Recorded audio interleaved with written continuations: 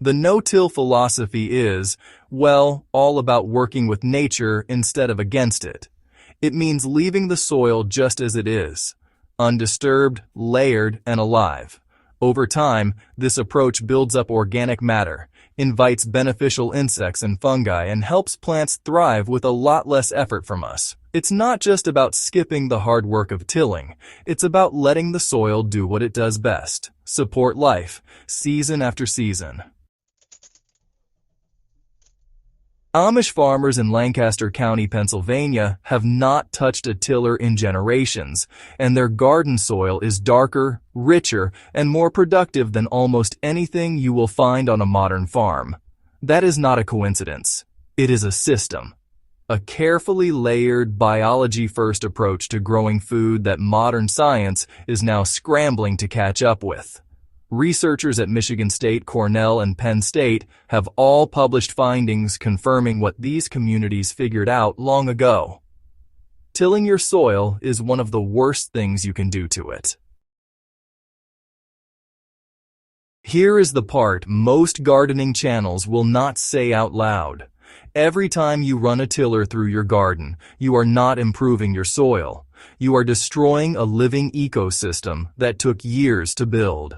A 2020 study published in Applied Soil Ecology found that tilling reduces beneficial fungal networks by up to 80% in a single pass.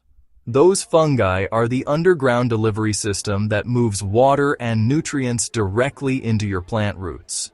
Destroy them, and your plants have to work twice as hard just to survive. The no-till forever method fixes all of this. Here is exactly how it works. Every garden has a hidden reservoir of dormant weed seeds buried in the soil.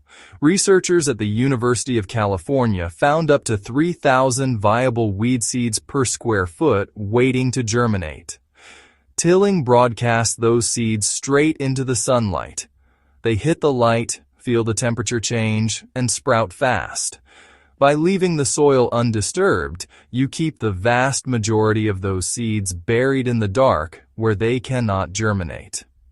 Over 2 to 3 seasons, your weed pressure drops dramatically without a single spray of herbicide. The foundation of this system is plain cardboard, something most people are already throwing away. Laid flat on the soil surface with about 15 centimeters or 6 inches of overlap at every seam, cardboard blocks almost all light, suffocating existing weeds without any digging. But here is what most people miss. Cardboard feeds earthworms. Worms break down the cellulose and deposit castings directly into your top soil layer, one of the most nutrient-dense amendments on the planet, rich in plant-available nitrogen, phosphorus, and potassium. Remove all tape and staples, lay the cardboard directly over existing soil or grass, and wet it thoroughly with approximately 4 liters, or 1 US gallon of water per square meter or per 10 square feet. Then just layer compost or wood chip mulch on top. Now, let's talk about some advanced no-till techniques. If you've got the basics down, these methods can really help you take your garden to the next level. With no-till, the goal is to disturb the soil as little as possible, which helps preserve soil structure and encourages beneficial organisms to thrive. You might use cover crops, living mulches, or even interplanting to keep your soil covered and productive all season long. These approaches not only suppress weeds, but also improve soil fertility and moisture retention. It's a bit of extra planning, but the payoff is healthier plants and, honestly, less work in the long run. This is one of the most underused techniques in gardening, and it is devastatingly effective. 2 to 3 weeks before your planting date, lightly scratch only the very top 1 to 2 centimeters, or about ½ an inch, of soil with a hoe or rake. This brings dormant weed seeds into contact with light and warmth. They germinate. Then, a few days before planting, hoe off the entire flush of tiny seedlings, before they develop any root system worth mentioning. You have just depleted a huge portion of your surface weed seed bank before a single crop seed goes in. Penn State Extension trials showed this technique alone can reduce weed emergence by 50 to 70% in the first season. Now, cereal rye isn't the same as ryegrass or the grain used for rye bread. It's actually a cold, hardy cover crop that you sow in the autumn, let it grow all through the winter, and then roll or cut it flat come spring. As cereal rye breaks down, it releases these natural compounds, called allelopathic chemicals, that help suppress weed germination right there in the surrounding soil. Research out of Cornell University found that a thick layer of cereal rye mulch can suppress small-seeded weed germination by up to 90%.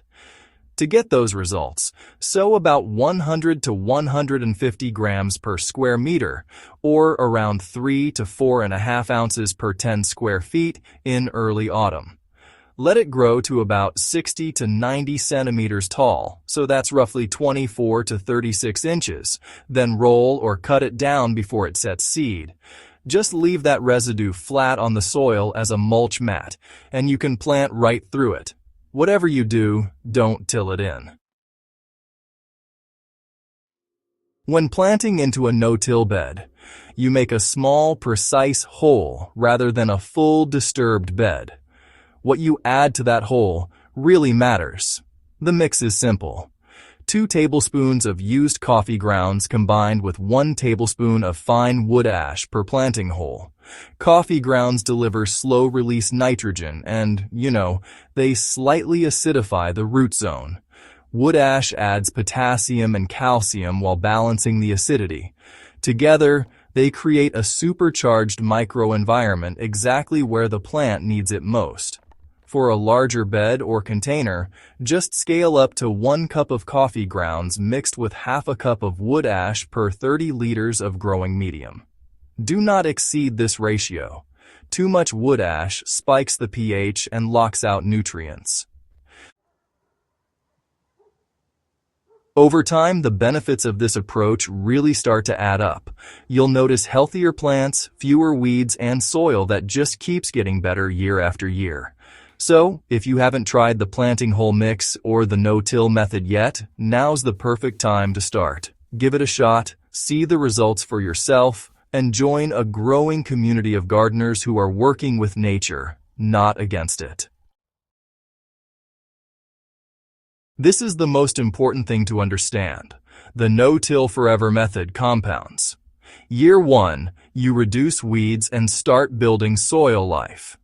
Year 2, your earthworm population has multiplied, organic matter is up, and water retention has improved. By year 3, many gardeners report spending fewer than 30 minutes a week on weed management across their entire growing plot. That is not luck. That is what happens when you stop fighting your soil and start working with it. The Amish understood this because they had to. Without chemical herbicides or powered machinery, they built systems that maintain themselves. Now science has caught up and confirmed what generations of observation already knew. This week, try the stale seedbed trick in just 1 bed. Scratch the top 1 to 2 centimeters, wait 10 to 14 days, knock the weed seedlings flat, then plant. Drop a comment and tell us how many weeds came up and how different were your first few weeks compared to before. We want to see your results. And if you want more science-backed practical growing content that actually works, subscribe to Agronova Hub. New videos every week for gardeners who want to grow smarter, not harder.